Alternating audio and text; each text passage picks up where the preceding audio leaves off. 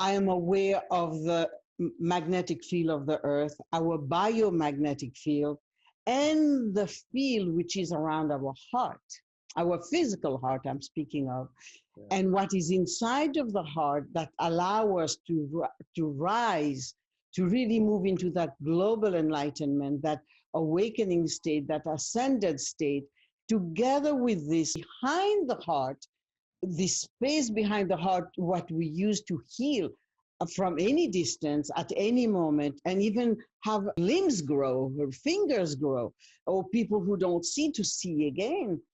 What can you share on that, Drunvalo? Because this is something that I carry, I'm aware of it. I haven't found a way to teach on it on a basic level yet. Well, what I've found, the place behind the heart, there's a lot of ways of getting in there. And if you can even think of a brand new one, it's okay. Because all you got to do is get in one time. And once you're in there, and you feel the vibration, and which is Om, it's the source of Om. When you connect with that and you know that it's real, then when you leave and you come back, you just have to feel that Om and intend to be there, and you're there instantly. You don't have to continue to find another way or continue with the same way. You can just get there quickly. That's correct. And so the place behind it, how I see it is that when you get back there and you're looking at the heart, you'll see a crevice. It usually runs, I see it as north-south. And in there is either a dark spot or a light spot, and it's rotating. And when you move toward it, it begins to pull you in, and it pulls you right into the vortex.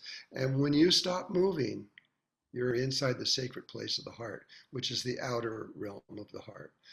And then you go from there into the tiny space. And I noticed that when there is this bright light that comes out at that moment, yes, we don't have to go in there all the time. It's always there, always available. Yeah, there are things in the outer space, which I call the sacred space.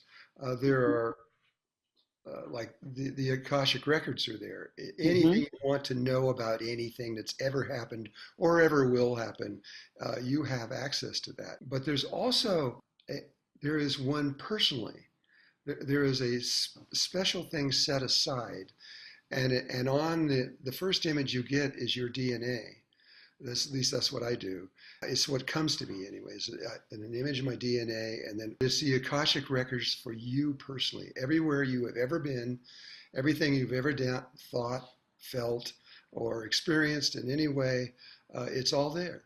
And you can go back and relive it if you want to, because in a lot of times by reliving it, you understand what really happened.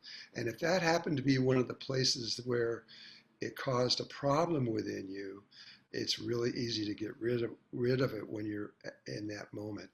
And this is where I found out it's like a picture that we look at and enter it and change anything we wish in it. Yes, we can. The changing of the Akashic records is, you can change things, but the Akashic records changes to the fact that you have made that change. It records the fact that you did it. It records everything. It doesn't stop. Yeah.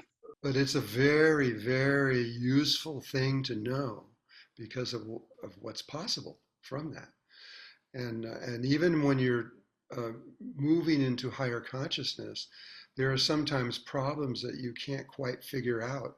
Yes. You can always go into that place and then understand it from when you first understood it a long time ago. And then you really get it. And then you can go on.